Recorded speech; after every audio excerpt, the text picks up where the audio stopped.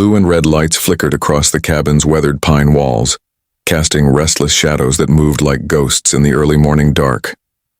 The air smelled of dew and cold wood smoke. I stood on the porch with a chipped mug of coffee in my hand and watched two officers climb the path toward me. Behind them, a woman in her 50s hovered with her arms crossed, chin raised, the sort of confidence that only came from never being challenged.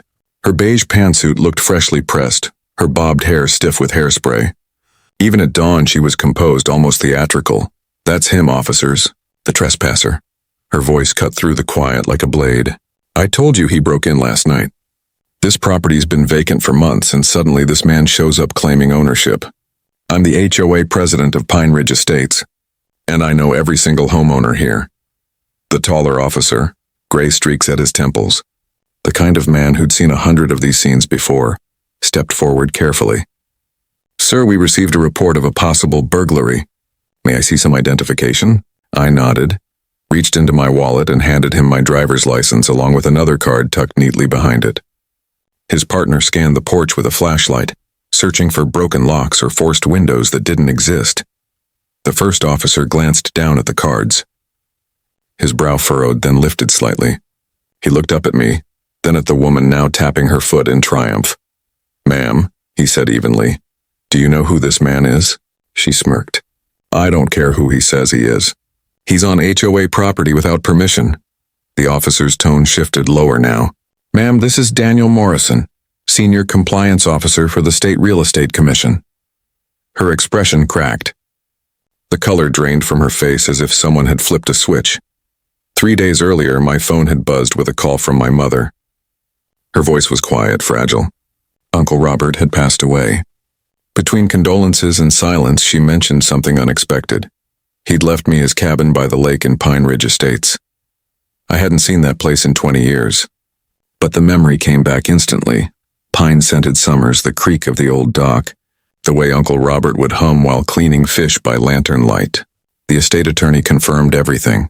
The deed, the taxes, the keys. After months buried under city disputes and property law battles, I decided to take a break. Just one night at the cabin to remember my uncle and breathe. The drive wound through narrow mountain roads. When I arrived, dusk had just settled over the lake.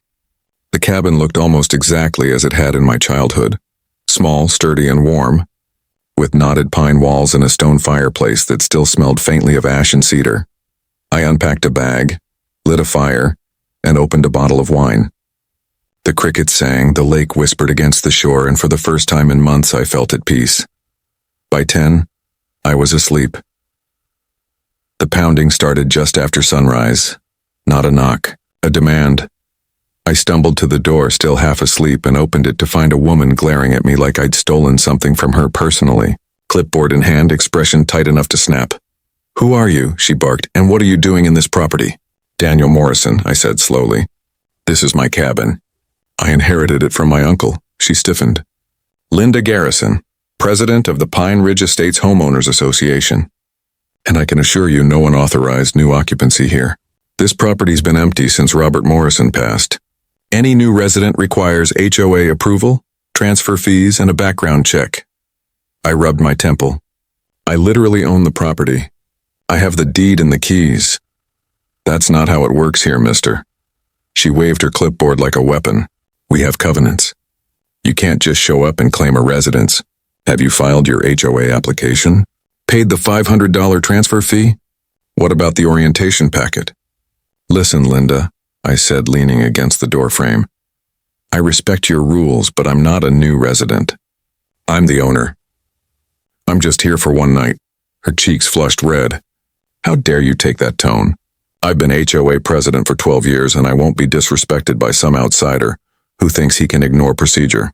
"I'm not ignoring anything," I said calmly. "I'm exercising my rights." I started to close the door, but she jammed her foot in the way. "This isn't over," she hissed. "If you're still here tonight, I'll have you arrested for trespassing." She stormed off, gravel crunching under her heels. I sighed and went inside. The rest of the day passed quietly. I found some of Uncle Robert's fishing gear, took the kayak out, and even met a few neighbors, good people who remembered him fondly. When I mentioned the HOA president, they all smiled the same knowing smile. "Oh, You met Linda, said Tom, the guy 2 cabins down. Yeah, she's thorough. Once fined me for using the wrong shade of brown on my deck stain. I laughed. Did you fight it? Had to show her the approved color chart and the paint can. She backed off, but only barely. As the sun set, I grilled a burger and sat on the porch, watching the violet shimmer fade from the lake. Peace again. Then came headlights. 2 police cars.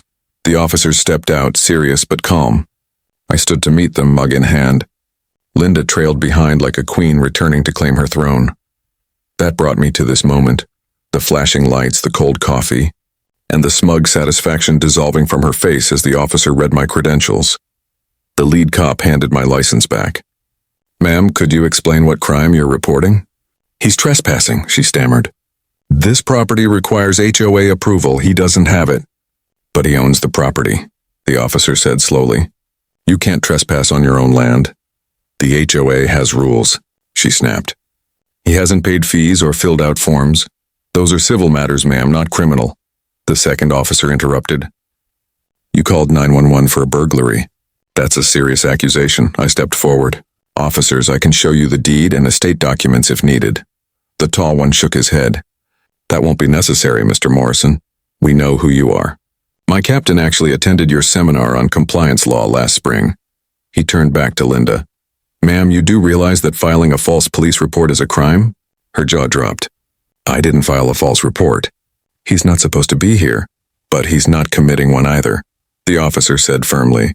HOA disputes aren't police matters. I watched the realization settle in. The great Linda Garrison, Queen of Rules, had just reported the state compliance officer for burglary. Officers, I said quietly.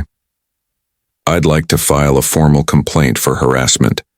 This is the second time today she's approached me aggressively. The officer nodded, taking notes. Would you like to press charges for the false report? Linda went pale. You can't be serious. I'm the HOA president. Then you should know the law, I replied. For the next hour, the scene unfolded like slow theater. Statements, signatures, frantic phone calls. Linda called her husband, the HOA lawyer, half the board, each conversation more desperate than the last. When the officers finished, one handed me his card. If you need anything for your complaint, contact us. We take false reports seriously. He gave Linda a warning look.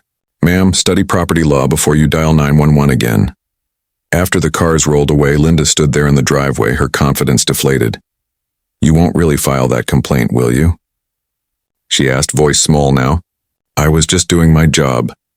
Your job, I said evenly, is to manage community matters, not harass homeowners. You should review your bylaws, she didn't answer. Just turned and walked away. Back in the city, I couldn't let it go. Something about the encounter gnawed at me, so I pulled Pine Ridge Estates file from the commission database.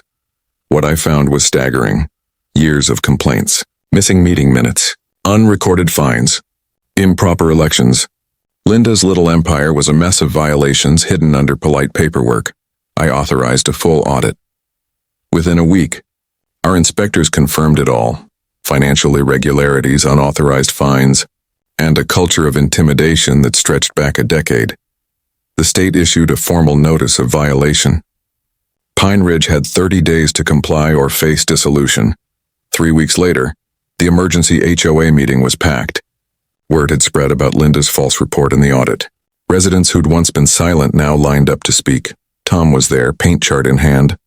So was a retired teacher fined for bird feeders. A young couple cited for excessive laughter after 9 p.m. When the vote came, the result was unanimous except for hers. Linda sat rigid, clutching the gavel like it could save her. This is illegal, she cried. You can't do this, I am this community. The votes are counted, Tom said quietly. It's time to step down. Security escorted her out as she shouted about betrayal and bylaws. Her clipboard hung at her side like a useless badge. The audit closed with fines. Reforms in one ironic twist. Linda Garrison, who once called the police on me, was ordered to complete 200 hours of community service and pay a $5,000 penalty for misuse of authority and false reporting. The HOA's insurer refused to cover her. Word around town said she took a second mortgage just to pay legal fees. 6 months later, I was appointed to draft new statewide HOA regulations, protocols designed to prevent exactly this kind of abuse. They called them the Morrison Protocols. It made me smile. Now when I visit the cabin, Pine Ridge feels different, calmer. Tom's the new HOA president, sensible, fair, the kind of neighbor who waves before he speaks. Sometimes I still see Linda walking her tiny Pomeranian past my drive. She never looks up, never waves, and definitely never mentions HOA business. Last week I got a notice in the mail, annual compliance review for Pine Ridge Estates. Guess whose signature is required for approval? Mine. The irony never gets old. I sleep well in that cabin now. The lake is quiet, the stars sharp, and somewhere across the road, Linda Garrison probably wakes in the night remembering the moment she called the cops on the wrong man. The $5,000 fine must have hurt, but the look on her face every time she hears my name, that's priceless.